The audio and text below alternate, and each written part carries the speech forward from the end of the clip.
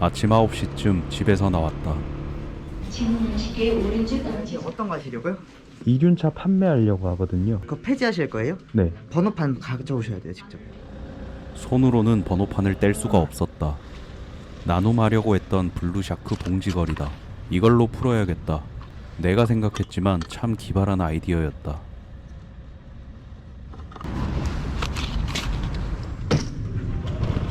집으로 다시 왔다. 역시 상황에 맞는 공구를 써야 한다. 다시 주민센터로 왔다. 외출하시던 담당자님을 문 앞에서 만났다. 조금만 늦었어도 오래 기다릴 뻔했다. 저쪽에서 앉아서 기다리시면 서류를 작성한다. 양도증명서에는 도장을 찍어야 한다.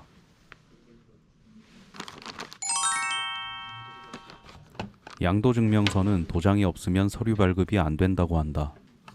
오토바이를 판매할 예정이라면 도장을 꼭 준비하자.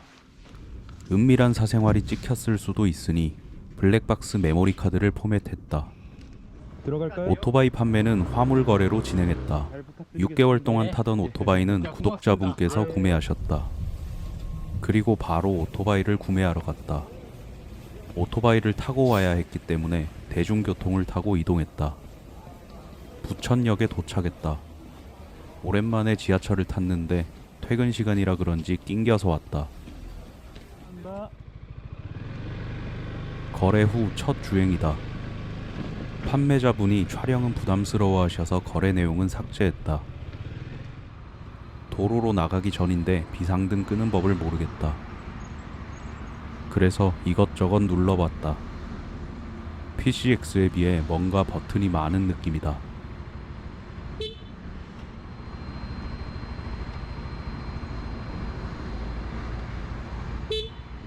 됐다. 이제 알았다.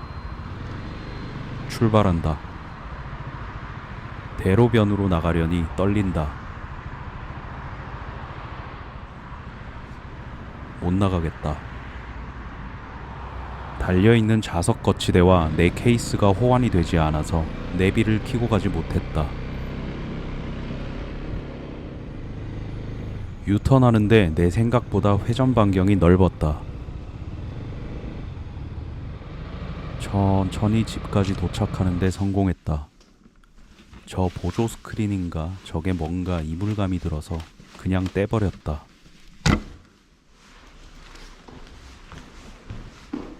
며칠 뒤 고맙습니다. 출근 전에 주민센터에서 번호판을 받았다.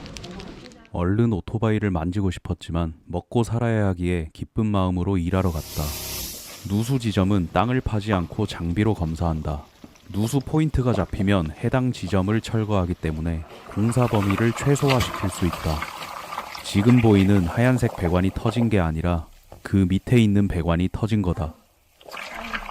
동네마다 몇 개씩 있는 일반 설비 업체에 누수를 맡기게 되면 장비가 없는 경우가 허다하고 공사가 커진다거나 의미 없는 공사를 하고 누수가 잡히지 않는 경우도 많다.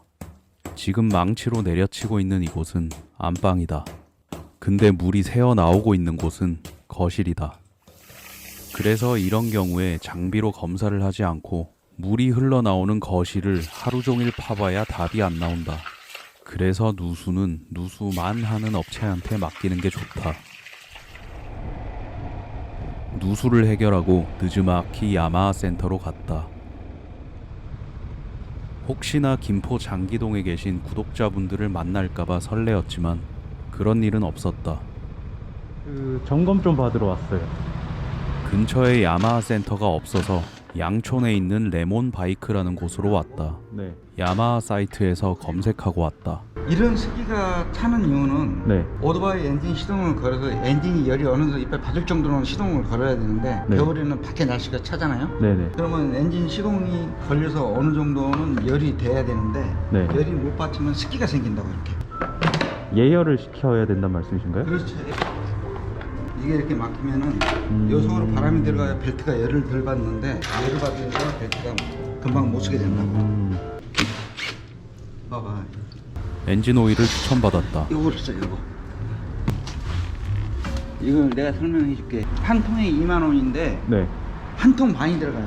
한 통 들어가고 반 통이 남잖아요. 네네. 반 통을 가지고 가셨다가 음. 다음 제가 할 때 이걸 가지고 오시고. 네. 그러면 한 통만 제거하면 되는 그렇죠. 거고. 오일 필터가 들어있어요. 1타. 이거는 오일 3번에 정도 갈 때는 무조건 한 번씩 갈아줘야 돼요. 아마 미션 오일도 안 갈고 타실 거예요. 이게 이런 기본적인 거는 갈고, 미션 오일이나 에어컨이나 요거는 10,000km, 엔진 오일은 1000에서 1500 사이에 무조건 갈아요.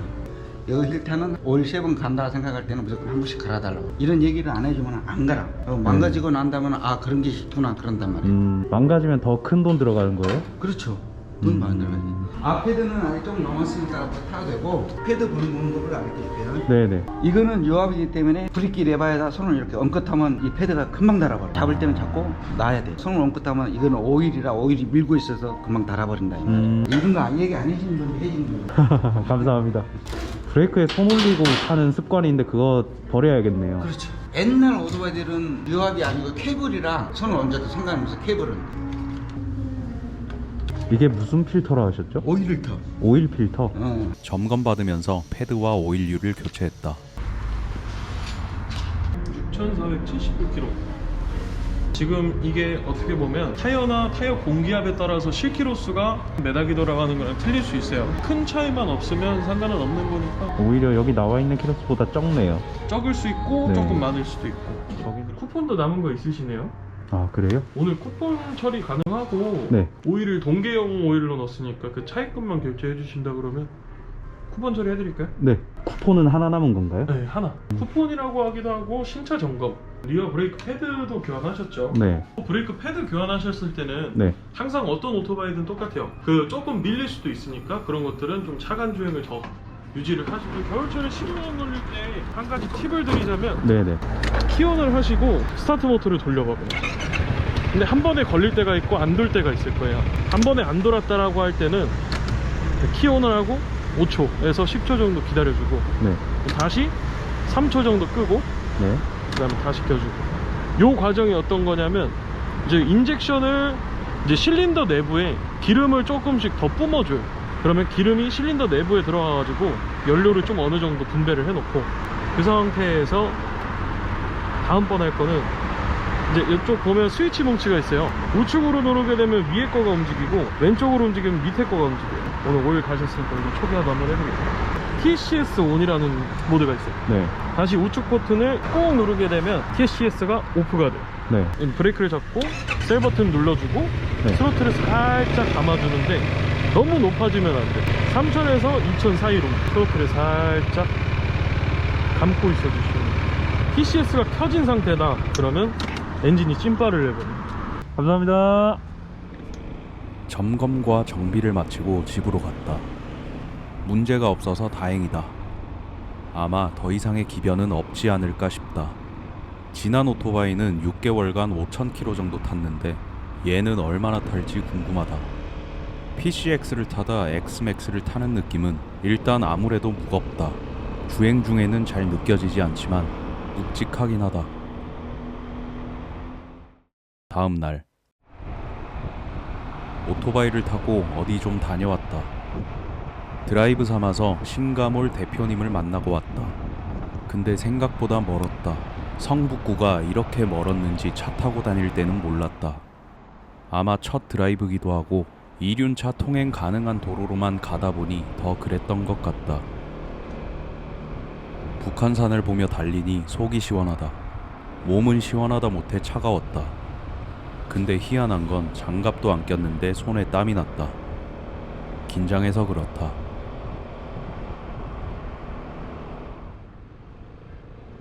기름역을 지났다. 배달하시는 분들을 볼 때마다 혹시 구독자분은 아니실까 여쭤보고 싶지만 그냥 지나치게 된다. 구독자 한 10,000명쯤은 되면 여쭤봐야겠다. 드디어 도착했다. 어제 설치한 거치대가 충전이 안 돼서 신가몰 대표님과 야마하 센터로 다시 갔다. 결론적으로는 잘 해결됐고 이 내용은 추후에 다시 얘기해야겠다. 집으로 가는 길, 퇴근 시간이랑 겹치게 되면서 차가 많이 막혔다. 이제 무선 충전도 잘 된다. 은평구를 지나 고향 이케아를 지나는 중이다. 윈드 스크린을 조금 더 내릴 수 있는지 모르겠다. 촬영된 영상을 보니 역시 스크린이 없으면 더 좋을 것 같다. 스크린 없으면 춥지 않냐는 얘기를 많이 듣는데 겨울은 처음이고 롱 스크린을 써본 적이 없어서 사실 잘 모르겠다. 좀 타봤다고 오토바이에 어느 정도 익숙해졌다. 엑스맥스나 포르자를 검색해봤을 때 시트고의 벽에 부딪혀 포기하는 사람이 많았다. 나도 키 작은 사람 중 하나인데 인터넷에 검색해도 절대 나오지 않는 엑스맥스 시트고가 고민인 분들의 해결 방법을 알아냈다. 그냥 사면 된다. 물론 배달만이 목적이라면 추천은 못하겠다. 아직 하루 이틀밖에 안 타봤고 아직 배달은 나가본 적이 없기 때문에 아직은 잘 모르겠지만 다음 배달 영상에서 얘기해야겠다. 참고로 내 키는 170cm다. 다리도 짧은 편이라 구매 전에 걱정을 좀 했는데 아까 보셨겠지만 이 오토바이를 구매하기 전에 이전 오토바이를 팔아버리는 바람에 공백이 생기는 게 싫어서 바로 구매했다. 시트고가 걱정인 분들은 일단 지금 오토바이를 판매하면 아마 나처럼 걱정이 사라질 수도 있다. 근데 키가 160 초반대라면 그건 잘 모르겠다. 170 기준으로 한 발로 착지는 편하게 가능하다. 아무래도 좁은 골목에서 차를 돌려야 한다면 PCX에 비해서 당연히 무겁긴 하겠지만 오늘 한번 겪어봐야겠다. 아는 길에 들어오니 마음이 편하다. 도로에서 긴장하다 보니 예전 생각이 났다. 나는 아빠가 운전을 가르쳐 주셨는데 초보 운전 시절 나 혼자 차를 타고 처음 도로로 나왔을 때 그때 아빠랑 듣던 음악을 들으면 긴장이 풀렸었다. 얼른 편집 마무리하고 다음 배달 영상 찍으러 나가야겠다. 요즘 배달 영상 안 올라온다고 댓글들이 좀 달렸었는데 이런 일들이 있었습니다. 오늘도 영상 시청해주셔서 감사합니다. 아빠 돈 오픈 채팅방에 오토바이 소리만 올린 적이 있는데 그 소리를 들으시고 포르자가 확실하다는 분들이 계셨다. 구독자님, 대구는 좀 멀어서 그런데 택배도 가능한가요? 탑박스를 달았는데 영상을 못 찍었다. 탑박스는 토투 가방 대표님이 후원해 주셨다. 그리고 62리터 자석 가방도 같이 주셨는데 이 자석 가방이 메인 배달통으로 사용이 가능한지에 대해서 구독자님들의 생각은 어떤지 궁금하다. 혹시나 토투 가방을 구매하실 생각이 있으시다면 구매하실 때 아빠돈 구독자라고 적어주세요. 그러면 뭘 더 주시진 않으시더라도 조금 더 신경 써주시지 않을까 싶습니다. 감기 조심하시고 오늘도 고생 많으셨습니다. 감사합니다.